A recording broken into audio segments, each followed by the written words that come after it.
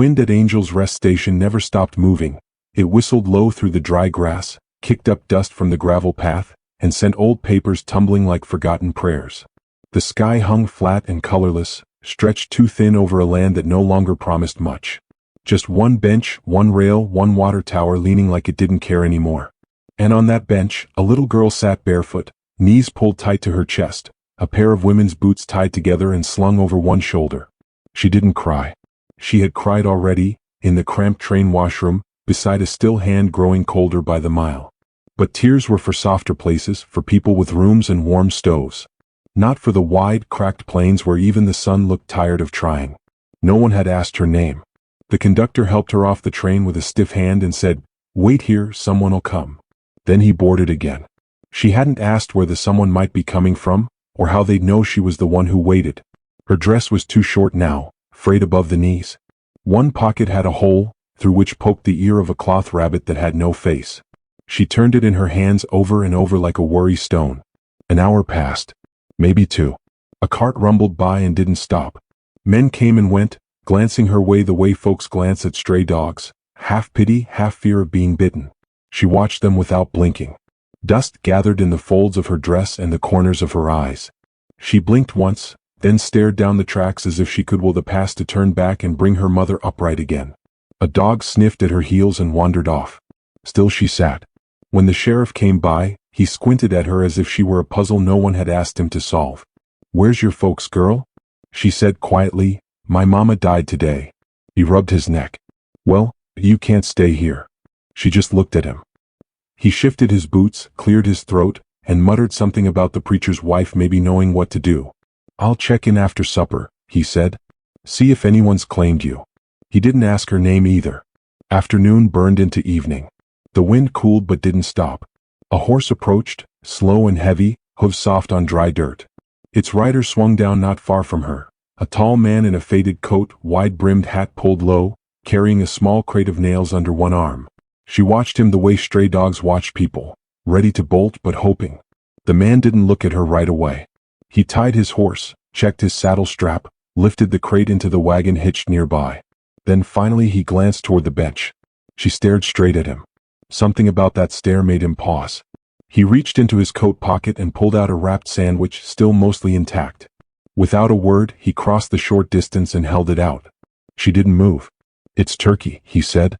His voice was rough, low, like gravel under boot, but not unkind. She took it with both hands. He returned to his wagon without waiting for thanks.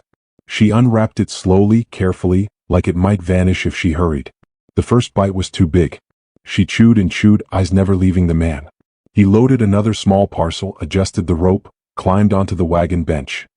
His hands were large and weathered, but moved with care. He looked toward her again, not sure why.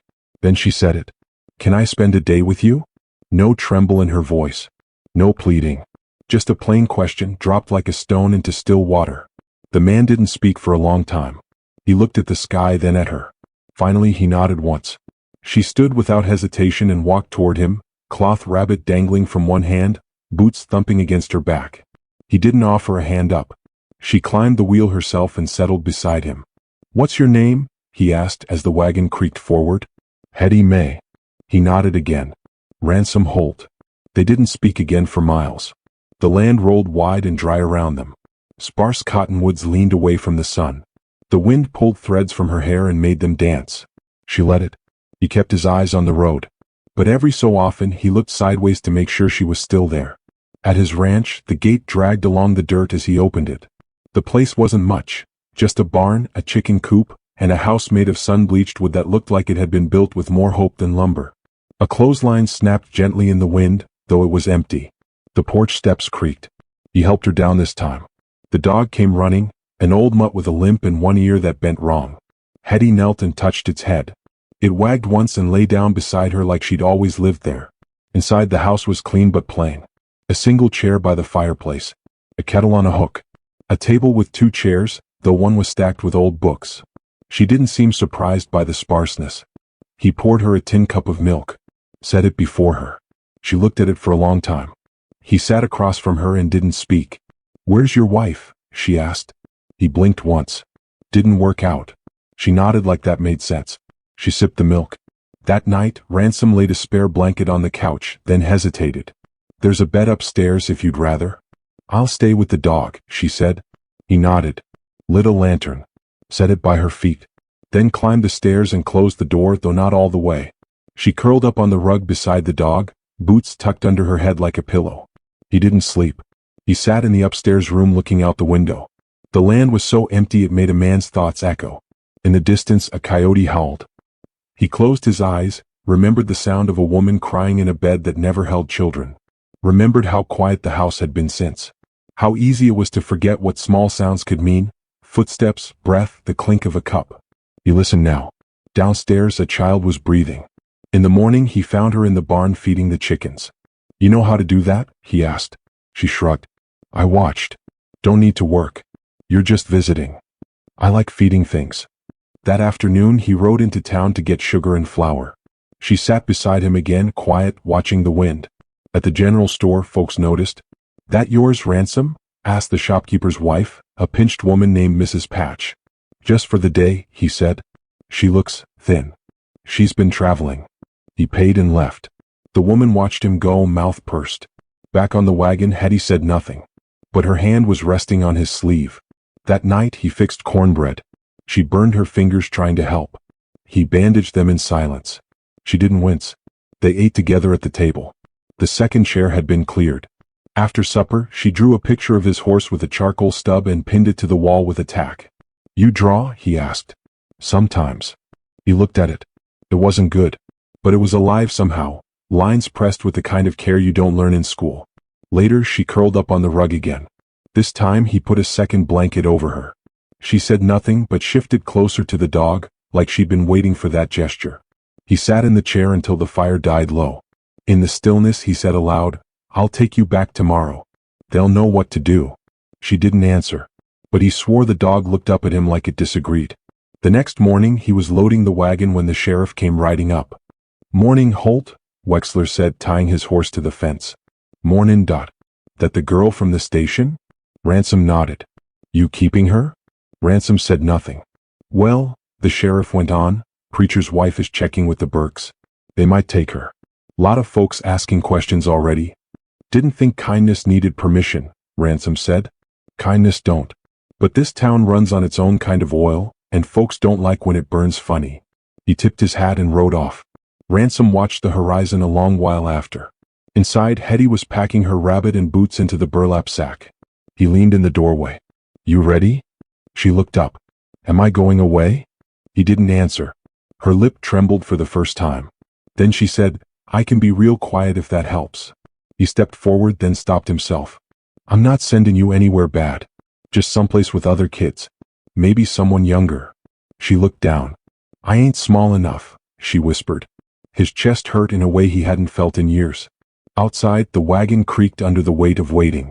Inside, a little girl stood too still, Boots in hand, rabbit limp against her skirt. And somewhere in his mind, a woman's voice asked softly, "What if we're not broken, Ransom? What if we're just meant to hold things others let go?" He reached for his coat and turned away, not trusting his face. Then a small voice behind him said, "Can I spend one more night?" The wind howled through the porch slats. He closed his eyes, then nodded. "What?" Like a man who'd already lost too much to turn away from someone asking to stay. The morning broke brittle and gold, with wind tracing low across the grass like fingers searching for something lost. At the Holt Ranch, nothing moved at first, not the porch swing, not the shutters, not even the chickens. Just quiet, wide as the plains. Quiet so deep it felt like the house hadn't been breathed in for years. Ransom stirred his coffee and watched the girl from the window. She was already outside, sitting on a feed bucket, knees pulled to her chest, staring at the chicken coop like it might tell her what to do next. Her boots, still tied together, hung from the porch railing. She hadn't put them on since she arrived. She didn't seem to know if they were meant for walking away or staying. The dog rested its chin on her foot. She didn't move. Ransom took another slow sip, eyes still on her. He didn't know what he was waiting for. Maybe for her to speak first. Maybe for the ghost of his wife to tell him what to do. Instead, the wind answered, lifting the corner of a saddle blanket, flapping the barn door once. The kind of restless wind that made a man remember every promise he failed to keep. He stepped out with a mug still in hand. She didn't look up. "You hungry?" A beat passed. Then quiet as morning dew, I could be. He nodded, turned back toward the kitchen. By the time he had the skillet hissing, she was sitting on the step, swinging her legs gently. She watched his every move through the open door, watchful, not needy, like she expected things to be taken away. He slid 2 eggs onto a tin plate, thick slice of sourdough beside them. She took it with both hands like it might slip. You don't got to clean the plate, he said after a while. She paused, yolk on her chin. Not if it's clean already? He almost smiled. When she finished, she stacked her plate on his. Can I help with something? He hesitated. Then, you ever water a horse? She blinked once, solemn. No. But I think I could do it. She followed him to the trough, her bare feet silent in the dirt. He watched her try to lift the pail. Too heavy? She didn't ask for help. Just dragged it half full, splashing most of it on herself, then reached for another. He watched a moment longer, then turned to the saddle post. He'd never seen someone so small take up so much space just by trying. Later he showed her how to brush the mare. She likes behind the ears, he said how to brush the mare. She likes behind the ears, he said. I like behind the ears too, Hetty said matter of fact. He looked at her, not sure whether to laugh or weep. Inside he gave her a rag and pointed to the dusty windows. She don't need to do that, came a voice at the door. Mrs. Patch stood there, parasol closed, face pinched like a lemon dried too long in the sun. Ransom sighed. Mourning. She stepped inside without asking. I came to see if you were serious. About keeping her. She's not a stray dog, Leona. You didn't answer the question. You didn't? Just poured a second cup and left it on the table for himself. Hetty hovered near the far wall, cloth rabbit held against her chest like a shield. Leona looked her up and down. You're thin, girl? Hetty nodded once. Any kin? No, ma'am. Leona clicked her tongue, turning back to Ransom. The preacher's wife still thinks the Burkes might take her. They've got space. Burkes want pretty orphans, Ransom said evenly. The kind they can parade on Sundays. She'd be taken care of. I'm taking care of her.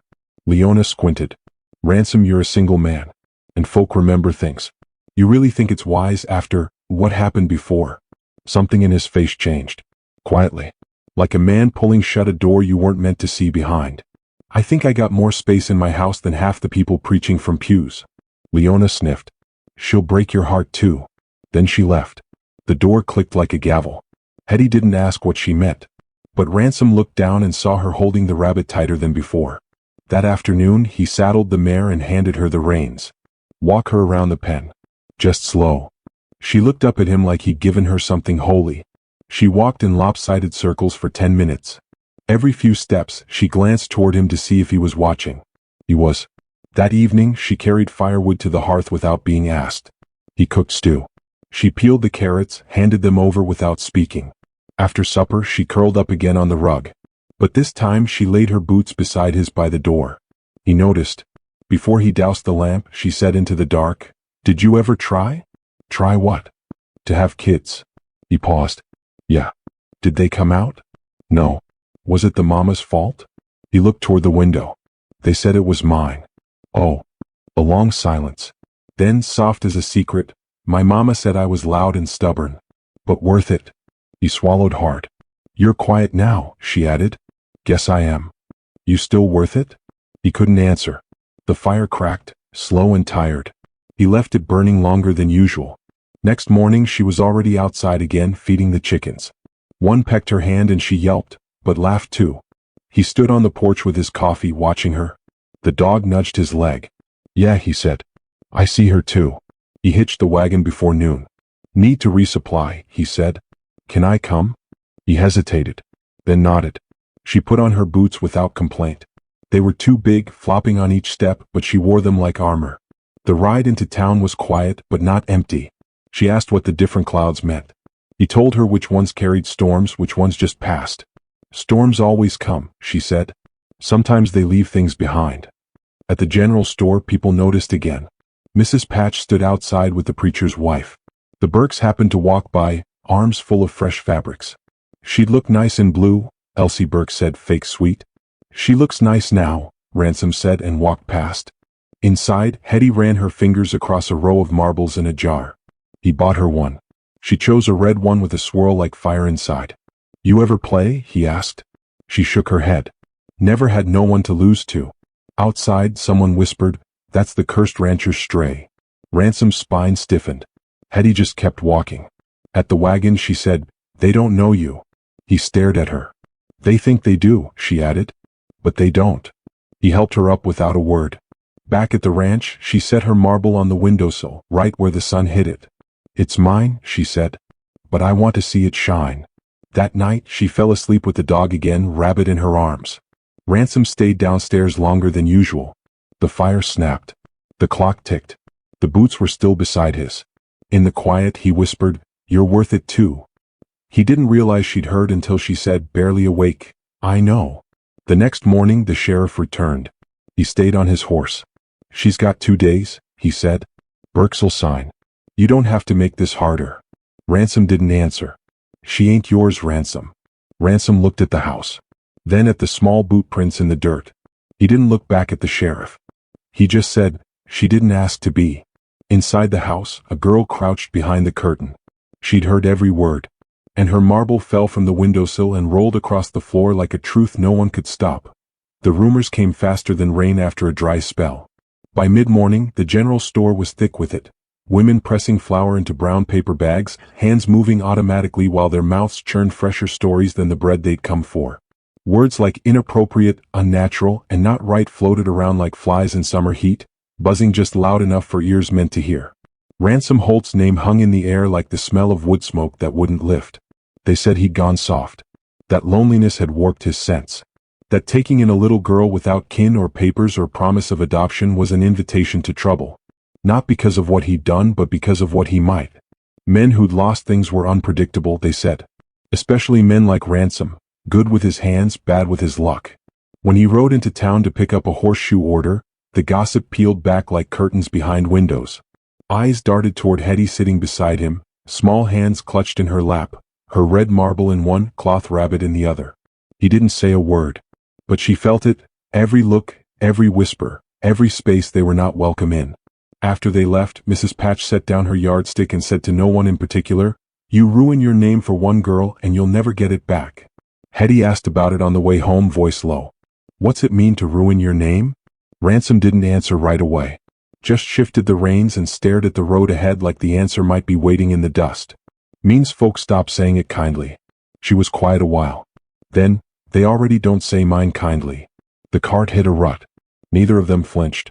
At the ranch, he tried to brush it off. Gave her a tin bucket and pointed to the blackberry bushes along the edge of the fence line.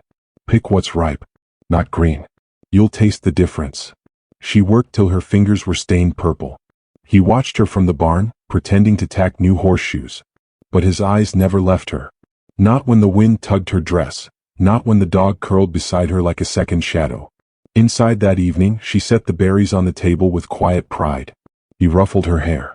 She leaned into it without asking. After supper, she asked to draw again.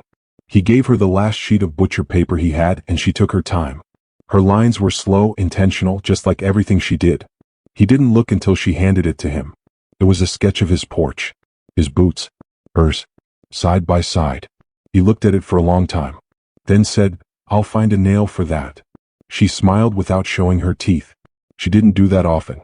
Later, after she'd gone to bed, he stayed up fixing a drawer that had stuck since winter. Not because it needed fixing, but because the silence in the house felt too loud now. When he finally turned in, he found a note on his pillow. Just one sentence in blocky letters. "I like your quiet." He folded it in half and didn't sleep. The next day, he rode into town alone. She stayed with the dog, feeding it scraps and reading from an old mail-order catalog she couldn't understand. Just naming things she'd never touched. "Velvet," she whispered, tracing the page. "Petticoat. Comb with pearls." In town, Ransom walked straight to the preacher's house. Asked for 10 minutes. Got 5.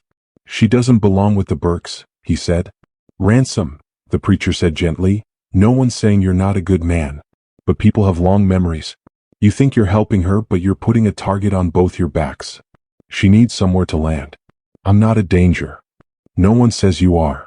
They don't have to." The preacher sighed. "It's not about what's true. It's about what folks choose to believe. And right now they're choosing the wrong story." Ransom nodded once. The kind of nod men gave before turning toward a fire they couldn't put out. He left without asking permission. That night, he hammered a nail into the wall and hung the drawing. When Hetty saw it, her mouth opened slightly, then shut again. She walked up to it, touched the edge, then leaned her forehead to his arm for just a breath. "You're not gonna let them take me, right?" He didn't answer, but she stayed close to him all evening. At bedtime she asked, "Did you ever get picked? Like by anyone?" He hesitated. "No. Not even when you were little?" "No one wanted the quiet boy," he said. "I want him," she said. Then curled up with her rabbit and fell asleep like that. By morning he knew what he had to do. He cleared the back room.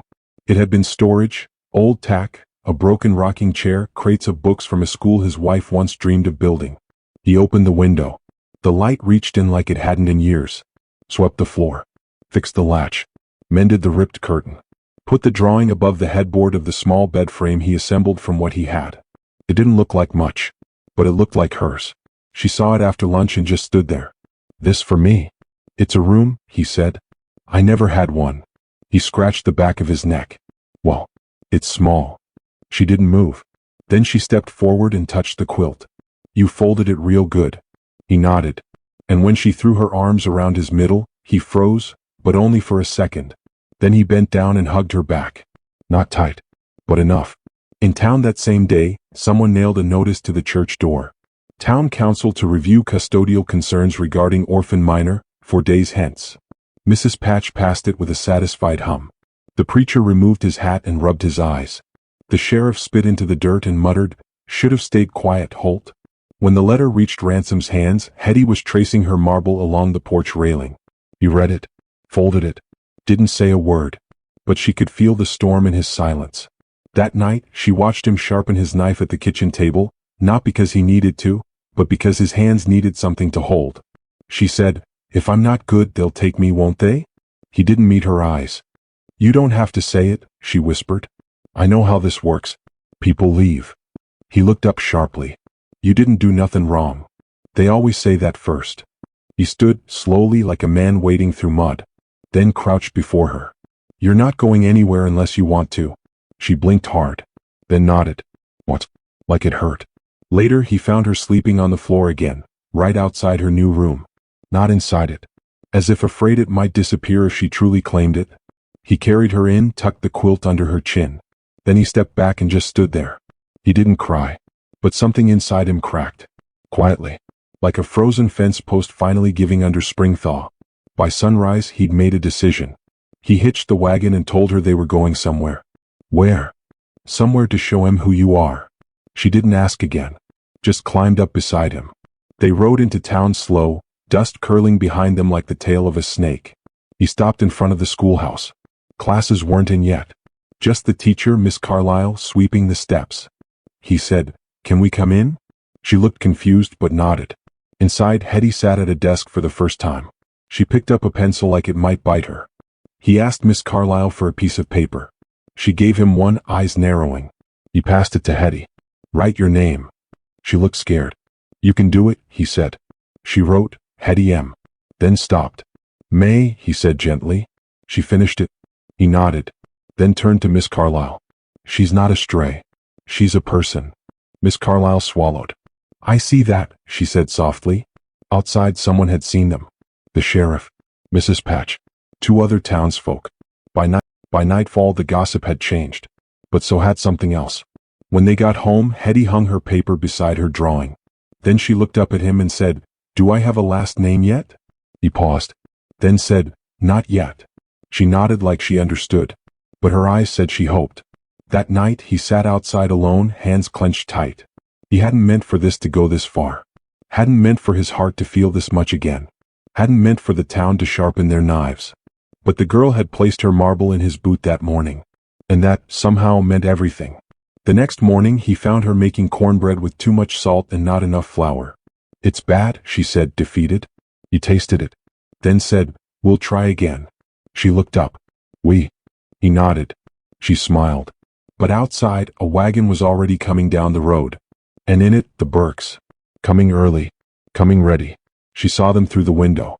And quietly whispered to herself, "I can be yours. I don't have to be hers." He heard her. And stood so fast the chair fell backward. The Burkes stepped down from their wagon dressed like they were heading to church. Elsie in a sky-blue bonnet that hadn't seen wind in months, and Grady in a coat too stiff for labor. Their boots crunched on the gravel, each step precise, rehearsed. Behind them the sheriff waited on horseback, arms crossed, jaw tight. Ransom stood in the doorway, Hetty behind him, clutching the frame. Her fingers were white at the knuckles, and the red marble rested in her palm like a wish no one would grant. Grady smiled like a man trying to win a bet. Mourning halt. We thought we'd save the preacher the trouble. Ransom didn't step aside. Elsie peeked over his shoulder. There she is. My, what a delicate thing. You must be exhausted, sweet girl. Come now, no need to be afraid. Hetty said nothing. Her chin tucked low. She's not going with you, Ransom said, voice level. The sheriff cleared his throat. You don't have guardianship.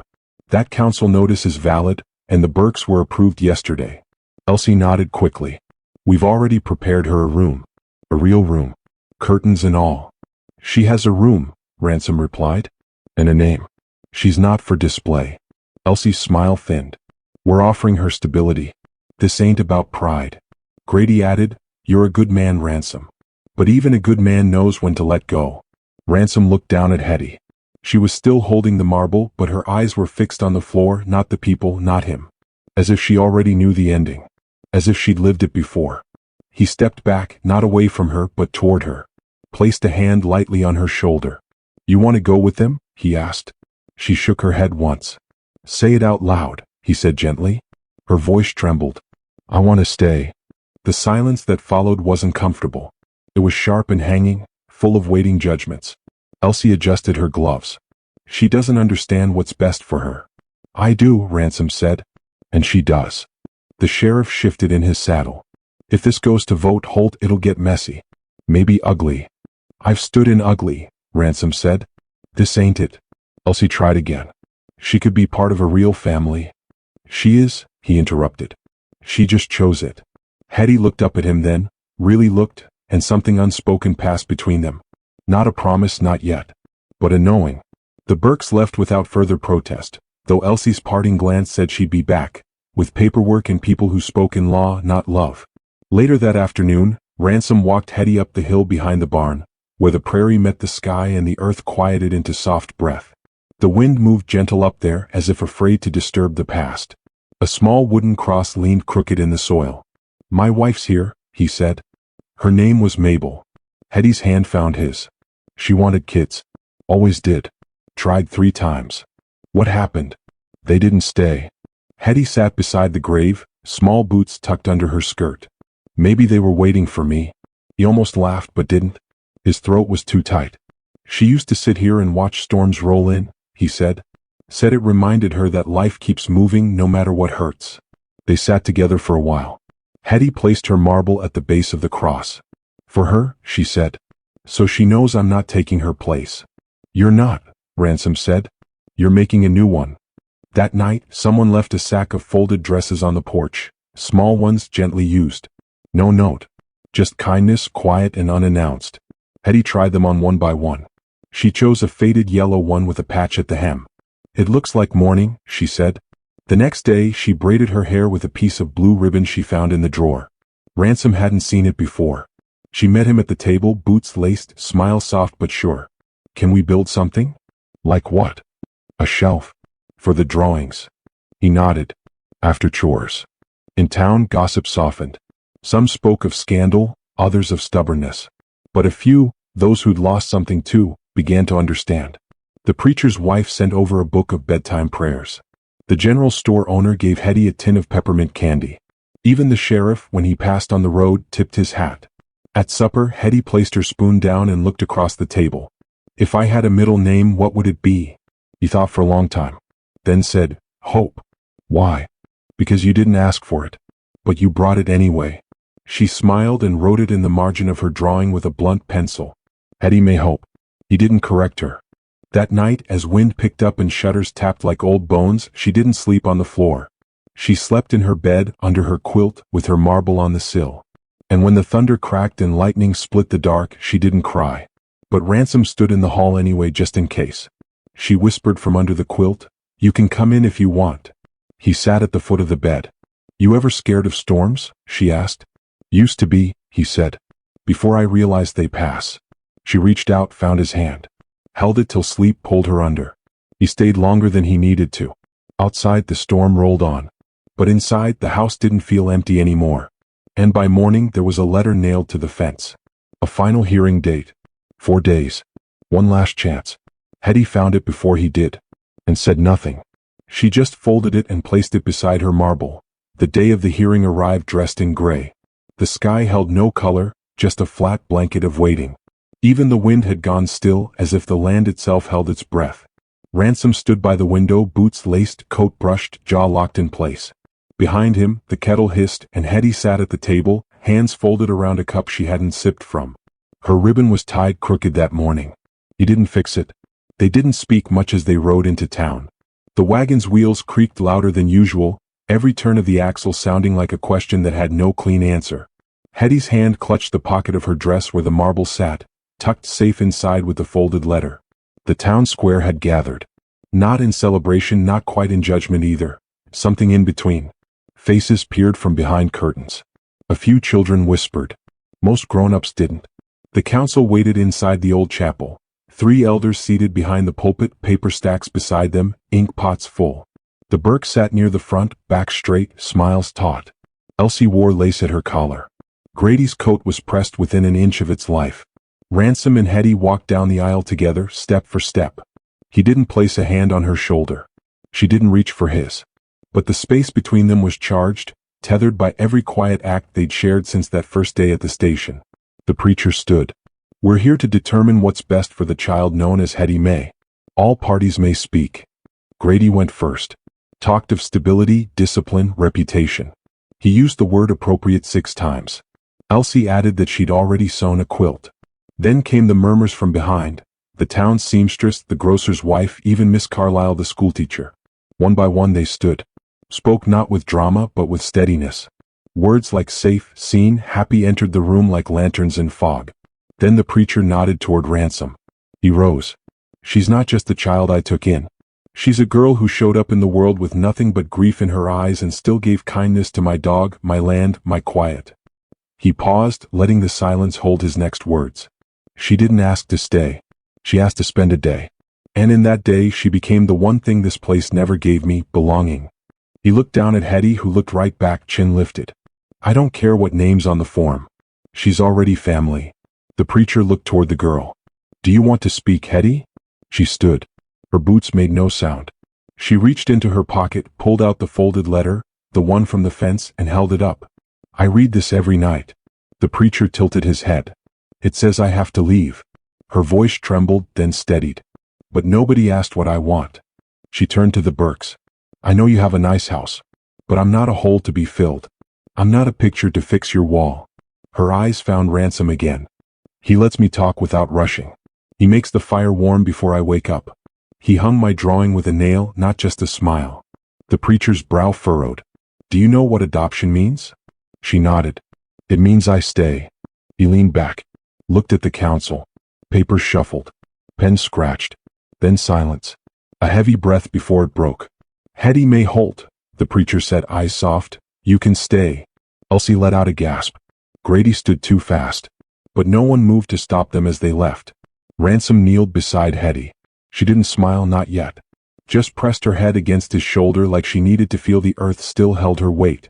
The townsfolk began to file out, murmuring in that curious way people do after something true has been said out loud. Outside, the wind returned, lifting dust and light in the same breath. Ransom helped her onto the wagon seat. She leaned against him. Halfway home she said, You didn't cry. He smirked. Didn't want to embarrass you. She looked up. Can I change my name? To what? Hetty May Holt, she whispered. Just that. Just that. Just that. When they reached the ranch, she jumped down without waiting. The dog barked once and ran to her. She ran too, toward the porch, toward the room that waited, toward the shelf they'd still build. He stood at the gate a moment longer, watching her. And for the first time in years, the house looked full before he even stepped inside.